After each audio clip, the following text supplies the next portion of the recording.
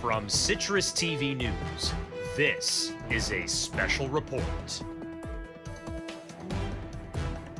President Biden touching down here in Syracuse today. Welcome to a Citrus TV News special report. I'm Nicole Aponte. And I'm Chile Cassiadelle. Of course, Biden's set to speak in not too long from now, about an hour and 15 minutes. But first, why don't we go downtown outside Armory Square, outside the Most Museum. That's where Isabella Galan joins us. And Isabella, there are protesters calling for a ceasefire in Gaza, and of course, they're protesting the president's arrival and speech. All right, guys. Hey, so I am currently outside of the Museum of Science and Technology.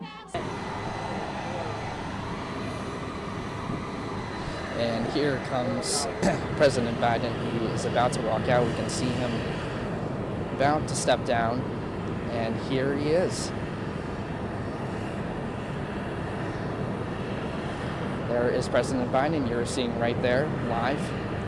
This is the first time he's back this year. Yes, and first time to speak here publicly in 2 years.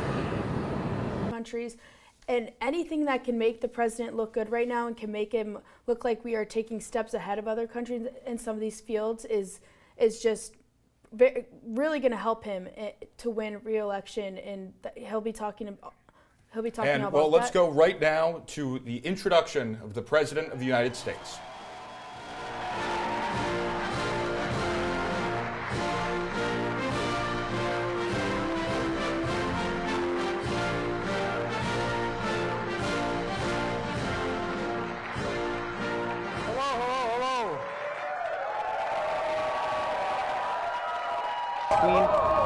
You're going to see that just keep on getting darker, and people have actually said that there are some the eclipse is linked to some other certain events, and with there's stuff happening in the cloud right now with a lot of people getting darker. There you go, and that's the eclipse getting darker and darker and darker. If you take a live look at the cloud, you can actually hear people enjoying themselves, screaming and having fun. There's many events that are happening right now that are just causing because of the eclipse, a lot of science events, a lot of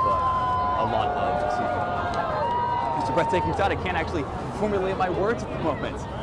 So there's just a lot of wonderful events happening. The totality is just continuing to keep on going forward. And the moon is just now coming in front of the sun. We see that peeking around the edges there as the world begins to darken. Those little beads on the side are actually because somebody's even shooting off fireworks right now, trying to enjoy the festivities, having a little bit of noise, excitement going on. Excuse me if you can hear that in the audio. For those students voting here in Syracuse, one race could flip the House, and it's happening right here in Onondaga County. Incumbent Republican Brandon Williams faces Democrat John Mannion. We go now to team coverage on this race. Analysts Alex Birdstein and Peter Barry are here to break down these campaigns. Alex, we'll start with you. What can we expect to see from John Mannion? Yeah, Mannion is a state senator who's trying to make that jump into the national. Good evening. I'm Citrus TV's Benjamin Schiller. And I'm Citrus TV's Erica Love. Today we're going to hear from people who want to represent you. We'll hear from all of our candidates about why they feel they are the best fit for the next year through questions submitted by students. And we've been covering the association leading up to this debate. Our beat reporter Elijah Brown has been at those meetings every Monday night, bringing you the latest. Before we see our presidential candidate, we'll first start with our comptroller candidate. Alexis Leach is the only candidate for comptroller this year. She is a sophomore majoring in business analytics and general accounting, and she is from Plymouth, New Hampshire. Alexis, you have 2 minutes for your opening statement. Thank you. Good evening, esteemed members of the administration, staff, and fellow students. Coming up on News Live at 6, the search for the next chancellor continues. Who's on the roster for the big decision? Plus, how professors are reacting after programs at the College of Arts and Sciences were paused. And in Armory Square right now, a fundraiser for cancer peer programming with a unique twist. All that and more, News Live at 6 starts right now. This is Citrus TV News Live at 6, your campus news leader. As SU continues to search for its next chancellor, a board has been formed to make the pick. Welcome into News Live at 6. I'm Anjana Desam. And I'm Matt Lesnick. According to the chancellor, the new committee consists of students, faculty, and staff and aims to bring a vital perspective to the decision. 24 people were selected for the search committee. The committee includes Board of Trustees, Life Trustees, and Voting Trustees. Notable names include Newhouse Dean Mark Lodato, College of Law JD candidate Riley Mellon, Student Government Association President Herman Nolivos, professors from both the iSchool and the College of Arts and Sciences, Board of Trustees Chairman Jeff Scruggs, and Vice Chairman Mike Tirico. Students and faculty will be able to give their thoughts on who the next chancellor should be through community engagement events. The first session for students is set for this Sunday at 6 p.m. at the Shine Student Center. And a department meeting Monday at the College of Arts and Sciences revealed that 18 programs will be put on pause, including African American Studies. Associate Professor Joanne Bryant says she was not consulted on the decision and is unclear by what this pause actually means.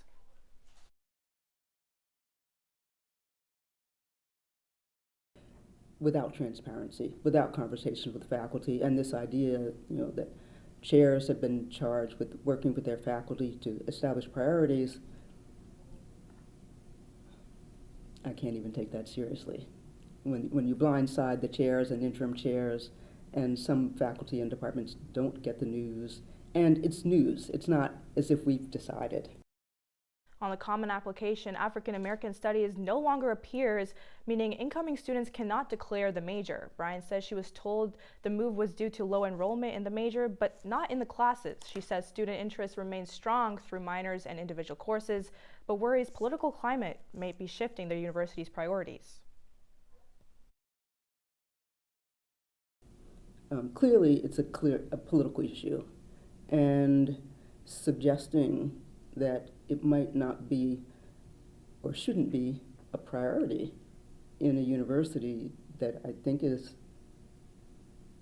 should be committed to teaching people how to understand the world and engage the world. We reached out to Dean Mortazavi to comment and are yet to hear back. Citrus TV will continue to follow this story as it develops. Last night in Shine, the college Republicans hosted a vigil for late conservative activist Charlie Kirk.